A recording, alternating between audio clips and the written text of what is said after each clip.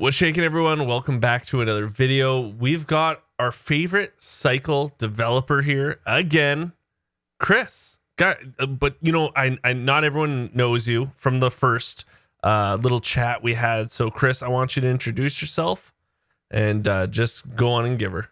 My name is Chris. I am the producer on what is called the core team. We're focused on giving tools to the player for PvP based combat and also improving the general kind of flow of the match. So it could be audio, it could be technical improvements for how the player actually connects to the server, weapon balancing, weapon feel, tuning movement, things of that nature. I've been working at Yager for about 2.5 years now, so it's been a wild ride. You know, there's so many things you guys touch on, and what would you say is one of the most difficult things to balance out of all those things? Like you touch so many aspects of this game. Which one is it that you and the team, it's always, I would say, like a constant fight? Yeah, that's actually a really good question. I'd say it's somewhere in the intersection of weapon balancing and then how much life we might give the player and shields and tuning of that nature. So it's how we want to build this progression for the game that feels challenging, but also give players a chance to live long enough to react. So figuring out what the proper TTK is. We have really awesome designers focused on that subject, but it tends to go back and forth, and we do a lot of play tests and we iterate on all these ideas. But I would say that's probably the most interesting part of the game is finding where that balance is. Yeah, that would be really difficult for you to be is the gun overpowered, or does the player just not have enough health, or is the shield really crappy? That would be a really tough, I guess it would be an argument. Do you and the team ever have a good old argument and be no, it's this, and then someone's no, it's this? I can only imagine what you guys get into argument wise. Yeah, we can definitely debate because we pull in as many people from the core team as possible. We have a lot of different disciplines that represent the team. It's audio designers, it's engineers, it's designers, it's QA, and we're all gamers, so we all have an opinion and thought on these things that help kind of shape this answer that we're looking for. But it's always fun at the end of the day, and that healthy conflict is good to have because it just makes the game better. But yeah, we've definitely chewed it out in the past before over and you guys are balancing. You guys are all passionate about the game, and you guys want the best for it. But this kind of segues us actually into my first question, and that is about audio, the audio part of the game. The last time we talked, we were discussing how the audio is so important in a game like this because as much as it is PvE, it's so important for the PvP for you to get as many clues as possible, because if you die, you die. You lose everything, right? So you don't want to be I didn't hear that guy. Where were the footsteps, right? So how is this audio balance and progression going since the first closed beta? Wow. Thinking back to the first closed beta, I cannot believe what the team has been able to achieve in the sound department. From the last time you played, I think a lot of the things that we were hearing feedback on is that footsteps were hard to identify exactly where they were coming from. Sound was kind of blending from, let's say, distances. If you heard gunshots, they sounded like footsteps.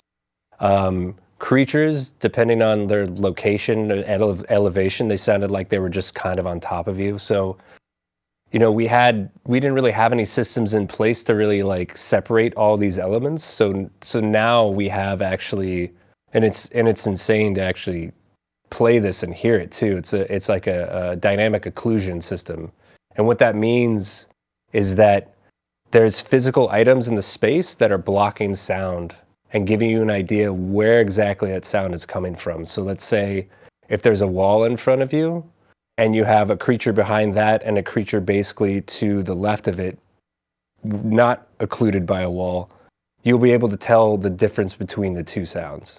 So interiors, you'll be able to understand where that sound is actually coming from and what might be kind of like blocking the way, versus like outdoors where, you know, it's much more open. You'll know, okay, you know, this person's right next to me, or this person's in the second floor, probably inside of another room. So you'll actually really be able to make better strategic decisions when you're in like a gunfight, or just hearing creatures in general. Something else that we have too is a directional reverb, which is also kind of like playing into the system. So you'll be able to tell if you're outdoors, if someone is inside of a cave, or if they're inside of like, you know, like the waterfall labs, if they're inside of like a building or whatnot. It really changes up the game in general, because as you were saying, I feel the most important part of our game is sound. You know, you are almost hunting other players in a way, and that sound information is critical for you to make the right decisions. So now we're just, yeah, in version 1 of this system, but it already just is a huge game changer. Crazy. So with you guys doing that new audio, is it like a new system you guys were working on? Was it like a totally different, like how did that come about? Like you guys making this many improvements? Did you guys get like a new, listen, I'm going to be honest with you, Chris. I know nothing about engineering or audio engineering, you know what I mean? But like, you know what I mean? Like, did you guys get like Steam audio or some sort of thing like that added to the game? So we, at the time when we were getting a lot of this feedback, we were looking into Steam Audio, and we desperately wanted it because it had a lot of the tools that we were looking for, to basically achieve everything we wanted to do with this other system. But unfortunately, at the moment, Steam Audio doesn't really support the latest versions of Unreal, so it's out of sync with the updates that it has on other platforms versus Unreal. So we would be behind if we were to include it. So we actually started from scratch, from the ground up, building a custom system. So we actually got the inspiration from Steam Audio, but then found ways to work our own system that would be more performant and more updated with what we were looking for. So actually, this is a custom tool. It's crazy. Okay, you fancy. I get it. You fancy. I like Yeah, that. yeah. You know. So like audio, you know, the animations, we were talking last time we chatted, we were talking about how like you speeding up walking can mess up like all this other animation things. Like it was super complex in my head, but you were saying how like changing one little animation can have a domino effect on so many other animations. It's not as easy as just, you know, +2 on an animation, right? Mm-hmm. So how is you guys, I know you guys wanted to change some of the walking speed or just even animations in general. How is that going? How much are you guys having difficulties with it? Has it been smooth? Has it been kind of rocky? I mean, on the way to where we are now, it was rocky, but now we have this another new system, which is great. It's a new animation blueprint, which actually controls all the animations that we're building together. So it's much easier for the designers to make these changes without impacting too much of what the animator is doing. But you're right, to go back to that original question, let's say we wanted to increase the movement speed. That impacts so much of what we're doing in animation, because if there's no proper animation to fit that movement speed, things are going to feel out of sync. Things are going to feel kind of weird. So an example from CB1, if people felt like they were running too slow because the animation of the run didn't match the speed, let's say the speed of the animation was faster than the walk, it would make you feel like you were stuck in mud. So it's really important those stay in sync, and that the designer and the animators are always very aware of the work and changes that are happening.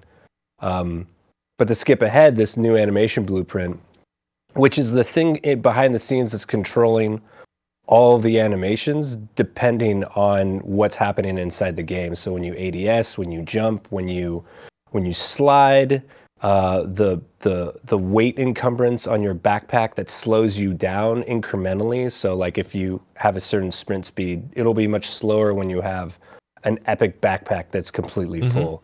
We now have this much bigger blend space and better blueprint that gives us more control over what animations are playing and at what time. And there's more gaps in that we filled so that you don't get these weird moments of like awkward animations. Like everything's like much smoother now. So it's not like it doesn't feel like, would you say like it doesn't feel like 1 minute you're like light and then the next minute it's like you're overweight like crazy? Do you know what I mean? Like it's like you're either one or the other. Now it's kind of more of like it goes towards a medium overweight and then like overweight kind of thing. Yeah, it's like it's much more like gradual progression towards that weight encumbrance, basically. Like, and we have animations that fit basically what's the situation is. Okay. And yep. How long did this blueprint take you guys? Like, was it like something that like once you guys fixed it, you're like, this is gonna help so much? Like, did it take a while? It was something that we wanted to flip the switch on for the first closed beta, but we felt it was kind of a risk. So the first closed beta didn't have any of this in. And then we've just been preparing it for the next closed beta with all the animations we needed, building this thing I'd mentioned, the blend space, which is like letting you shift between animations smoothly and dynamically without it feeling too jerky. We're just getting that all prepared for the closed beta that's coming up. Okay. I hear you said closed beta coming up. Okay. So what do you got up your sleeves, you guys? I know on the 3rd, you guys have a big announcement, right? You guys are doing something. We got something definitely up our sleeves. Yeah. We'll have more information on the 3rd, but we have some exciting news for sure. Okay. I think we can start talking about some dates that people were excited about. That's what people want, is just some concrete, right? They just want to be excited and have a date to be excited for, you know? And I'm happy to hear that. It sounds at least like that's what's coming. So, okay. You know what? Speaking of coming, okay, that was weird, but any new weapons that are coming into the game? And also the balancing. I'm sorry, dude. Hold on. Okay. That was really good. I'm leaving that in. I don't care what you say. I'm leaving that one in. I'm leaving this all in anyways. So, okay, so I really do want to talk about creatures. I want to talk about a lot of stuff, but one of the major things I want to talk about is definitely weapons. They're so unique in this game. They're very different, and what's fun about them is that they're not entirely based off of reality. So you guys can really have fun with these, weapon types, I would say. So, the first question is going to be like, how many new weapons are coming? We had a good chunk in the closed beta 1. Can you give us a tease on something that's coming down the pike? Yeah, sure. So for the next closed beta, it's something that we really want to get in, is a new legendary weapon. If people from the old cycle remember, there's a sort of like rocket launcher that Korolev had made. And it is called the Comrade. So we're actually bringing that back in and balancing it for kind of like an end game experience. So if you have this weapon, it is something that is competing with the Karma and the Zeus Beam. So it's end level gear, and it's going to be awesome. And I'm happy to see it back because that was my favorite weapon from the old cycle. So that brings up a perfect segue into my next question about balancing. Like, how do you balance these legendary weapons? Like, is it just like, and it's a rocket launcher, like you get the rocket launcher and you win? Like, how do you balance something like a rocket launcher? There's a lot of factors that go into how you balance a weapon in general, and that's, the Comrade's going to be no different. We usually start from a couple different levers to pull. I'm always going to say levers for any sort of way of adjusting attributes of something. So let's say people are saying, oh, the damage is going to be so high, it's just going to blow you up. But There's also, refire time, like how long it takes to actually load a weapon, ADS, equip times, how fast you are when you're running with the Yeah. weapon. All this together kind of comes with, okay, this weapon is powerful, but you need to be in a situation potentially where you have the upper hand. Otherwise, someone may be able to outmaneuver you. Someone who might have a scrapper could have the advantage, because they're able to move quicker, they can get in closer. The comrade may not be the best weapon to use in close range because, there's splash damage. You can blow So yourself there's up kind of thing. Yeah. yeah, exactly. Mhm. There's a lot of factors that go into play where we want to make sure the player understands, like, okay, the situation for this weapon is very unique. It's not going to be something you could use everywhere, for example. One of the things that everyone was using everywhere was the sniper rifle, the first sniper. How I'm guessing that's come through some balance changes. Was that kind of like the hardest thing to balance, because it's like it's an iconic piece, everyone loved it, yet you know it was a little overpowered, so you wanted to like pull a lever or two, but you were scared to like nerf it too, right? Like that's what I'm guessing you guys are always worried about with the AK. No one really used it. You wanted to give it a little more juice, yet you don't want to make it too Mhm. overpowered. So how is balancing the basic weapons right now going? Yeah, actually, it's funny that in CB1 we had some formulas in our balancing sheet that needed to be updated. So some of those actually made it into the closed beta, and we got to see, for example, the C32 was a little more powerful than it should have been. Mm-hmm. Uh, yeah, we've balanced that down. Like the Kotek weapons, which is where the C32 is, like the PDW is in there and the K28 is in there and the trench gun. These are all starter weapons, and they will feel still competitive. Maybe a tier up if you get penetration mods, but they're definitely the weapon that you are hoping to upgrade to something better, like when you go up the faction levels. Yeah. So the C32 is still competitive in certain situations, but it won't be as good and as crazy of a deal as it was in CB1. We needed to make that progression still worthwhile. You wanted to look for the next weapon and get excited for it. So, using these weapons, I would say one of the major issues, and we talked about this in the first one, right? We talked about how you would fire these weapons, and I always felt good about actually the weapons firing felt great. Like most of the time, I was really happy. But what I wasn't really happy about was when you were fighting someone and you're like, I don't know if you have purple armor on or blue armor or what's going on. So you didn't know Mhm. like if you should take on a fight or if you should back off from a fight. And I've listened to a couple of interviews now where a couple of developers have talked about you guys really wanting to fix this issue where you can visually maybe see armor, or at least when you're shooting at people you can see what kind of armor they have.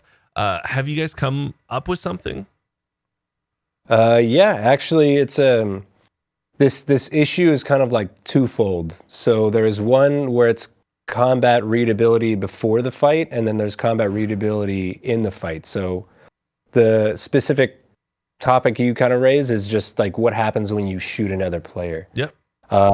We have done some huge hit marker improvements Mhm. where when you shoot at somebody, you'll get feedback on your crosshairs that you've hit somebody. Mhm. And depending on where you've hit them, we also have different hit markers for that. So if it's a headshot, you'll know it's a headshot. You also get some sound accompanying with it too to make that experience more juicy. But more importantly, we are now flashing kind of a shield icon that actually is colored to show, what armor this person's wearing. So in the moment you can see, okay, does this person have blue armor, gray armor, green armor, purple armor? You will get that notification When you're shooting um, at them, right? When you're when shooting you at when you're them, you're shooting gonna at get them. that little shield. Okay, okay, yeah, I like Yeah, that. yeah. So it's just in the moment you'll be able to get that information that you kind of understand what you're up against. The other part where you might be able to see character in armor, we're still figuring out a good way to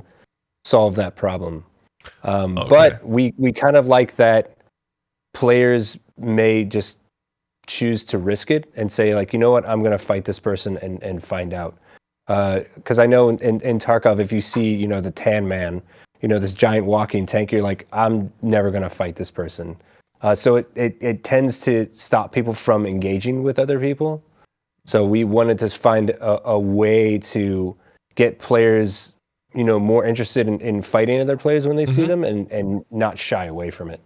No, that makes sense. Like sometimes, yeah, you can read the armor in Tarkov for sure. Like sometimes if you really have a second, but most of the time when you see that guy, you're kind of like, I'm already committing. Like I'm already like coming at them. So yeah, Yeah. sometimes you do look at them and sometimes you don't. I get that people want to know if they want to be sneaky or not, right? Like that's the thing. Like it's one thing in the middle of a battle, at least you're getting notifications now, but I could see an argument that some players are going to want to be like, I want to know if this guy's running purple or if this squad's running purple and I see them crossing, not to mess with them. Have Mhm. have you guys changed how long the instances are in the servers, or are they still? No. Oh, sorry. Go ahead. Are they? How long were they? 6 hours. The server instances. Yeah. The instance inside of a match is 6 hours. We haven't changed that too much. Okay. So that's going to stay that way for CB2. We'll probably be looking for more data to make decisions, but from the last beta, we found kind of like a spot to start from. Yep. I'm just gonna give you like a really broad question, and you can answer it in any way you want, or you can take this any way you want. How's optimization going? And you can put that with anything. I just want you to just go with how you feel that question should be answered. Yeah, of course. So we in core team have parts of that ownership. There's other teams focused on, let's say, back end performance on our servers. Like you saw in the closed beta 1, there were some issues with connecting to the game.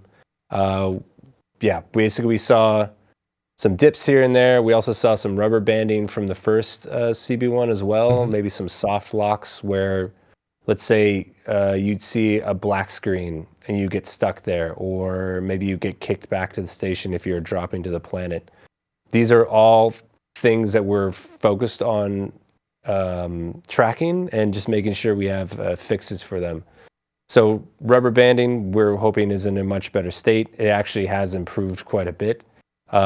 Making sure that all the players that we want to have connect to, let's say map 2, for example. I think there was only somewhere around 20 people or less that were able to connect to it. Now we're making sure that at a minimum min spec for our game, that we can get 26 players playing at least 30 frames per second, which is not something that we were able to achieve before, but now it's in a much better state. So obviously, if you have a better machine, you'll achieve higher frames per second. But if you have, basically what is our min spec, which is, hardware parts that are not completely up to date, you'll still be able to play with these other people without too much of a graphical or performance hindrance. So, And then just in general, server performance and let's say like frequency and tick rates for the game have improved a lot.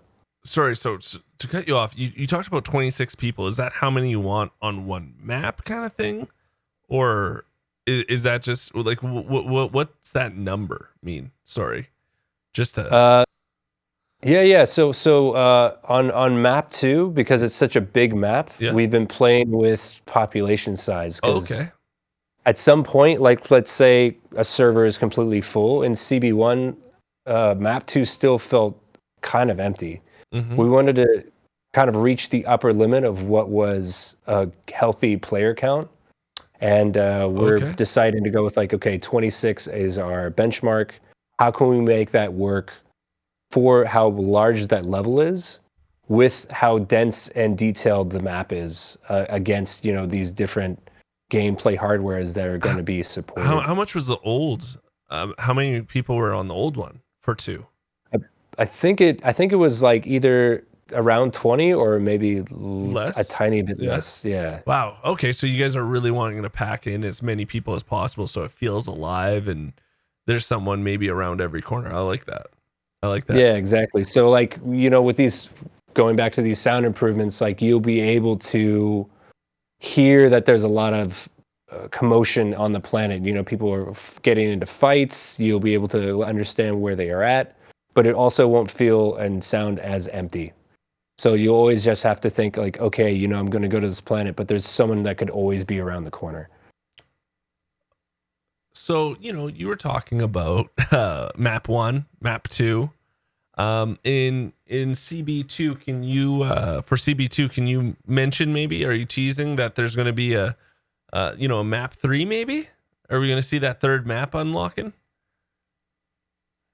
Probably not for CB2, Okay. but in the future, there's Yeah. definitely going to be more maps for sure. Can't say too much just yet, but you'll be hearing about it soon. Okay. Promise. Okay. Um, I've been keeping an eye on this game. I've been keeping an eye on it. I've been really doing my whenever a new YouTube video comes out for it, or I am in. We're playtesting it every once in a while. One thing I do want to talk to you about is variant enemies. Right, so there's the regular run of the mill Jeffs, and now we're gonna get a variant of Jeff. Can you explain that? Like, what this variant's gonna be? Yeah, sure. We have for our creatures basically these different variations that will help space out this progression that we have for weapons. So let's say, we have the Kotek weapons that I was given an example of, and then let's say the highest tier comrades, those are the legendaries and everything in between. From CB1, we only had 4 creatures. And those 4 creatures, let's say on this scale of 30-ish weapons, they had to satisfy, a challenge on each step of the way. And the problem is that, say, Striders and Rattlers are down here, and then there was like the Werewolf and the Crusher, and everything in between was kind of missing. So you either had enemies who were way too easy or enemies that were just way too difficult, unless you had the right weapons where that progression for the creature and the guns were sitting. So now we have variations of the creatures with new color schemes for the moment, and new tuning to help fill that space out. So we have 2 Jeffs. Yep. We have a couple different versions of the Strider and the Rattler. Okay. And then also, potentially something for the Crusher, but I'm not going to say too much about that because I don't want to steal the thunder from the team that's actually building it out, but it's pretty cool. So with these creatures, are we expecting, like, if they're a harder Jeff, we're going to see better drops from them, say? Better, or maybe specific items you can only get from getting these variations? Yeah, definitely. Yeah. So there are loot items and materials that drop specifically from them that will enter our economy, that, if you want to get this really incredible, awesome gear, you're going to have to possibly grind some harder Jeffs. So you're just going to have to be ready for it. I was also looking at some of the new red dots and like the 2 times, 4 times. I'm really liking how you guys have done like the zoom, like from the 2 times and then it goes to the 4 times. It's almost, I don't even know how to describe it. I'll try. I'll throw it on the screen actually, because it feels like you kind of like, I don't even know how to describe it. It's just a really cool feature when you go from the 2 times to the 4 times. I really like that animation that you guys added to that. Are you guys adding a lot more new attachments for CB2, or is that still kind of in the process? In terms of attachments, we probably won't be adding on anything new, but we've made massive improvements, like you said, to optics in general. Like, if in CB1 you'd see, you get a scope and it was hard to kind of see through them, and sometimes they wouldn't exactly fire in the place you were expecting. We've gone back and basically improved that system of how you're actually sighting through it. The 2 time, 4 time scope, like you'd mentioned, we've kind of made variations of the variable scopes and how those operate. Just in general, like, yeah, just optics, scopes, they're in such a better state than they were for CB1. Then tuning and balancing for the attachments in general, that's just something we improved based on feedback we received from the players. What? Okay, so this is an interesting question that just came into my mind, and you don't have to Ooh. answer it, or you could if you want. What is something that you guys wanted to be in CB2, or you really wanted to get it ready for, but it's just not there yet? Can you mention something that you guys really tried to push for the next beta, but you just couldn't get it to work in time or balanced right? Hmm. I mean, I guess for me personally, because I come from a console background, I really wanted to get controller support and aim assistant. Oh, Um, nice. Yes. yeah, that's probably not the answer you were probably No, hoping no, that's for, but beautiful. No, that's a yeah, yeah. great answer. Yeah. For me, it's big because it then kind of opens up the door for more accessibility. A Yeah. wider use of different play styles. It's not just keyboard and mouse. Now you have someone who can actually play on their couch, and enjoy our incredibly complex control scheme just in one tiny little package. It's something that we are going to have in the next coming months, but I was hoping to just play on a controller already by CB2. I've tried I have done it. Let me say this. I downloaded a program and I put Tarkov on a controller. Mm, And it was the worst thing ever because there was no aim assist either, right? Because you don't get that aim yeah. assist. Uh have you fiddled around with what the controller is going to be like, and like how difficult is it to put it on a controller like this type of game? I mean, we have what was the older version of the game somewhat mapped to the controller, Hmm. and for the most part, those same settings are still there. But we have, yeah, designers looking into this currently. We have, like, different aim assist solutions that we're looking into as well. But in general, it's I don't think it's going to be easy to get everything included on the controller in a way that makes sense. So we just have to really start researching into those solutions and start trying them out. It's just, yeah, on the way to CB2, we just haven't had the time. We're so focused on all these other systems and making sure those are up to snuff first. There's a lot more questions I really do want to ask, but I know doing the pre-interview we can't give too much away because the big reveal's just around the corner. It's tomorrow. There's a lot of information coming. So I do just want to say thank you so much, Chris, for taking time out of your day. I know you're busy pulling levers, getting things going, balancing.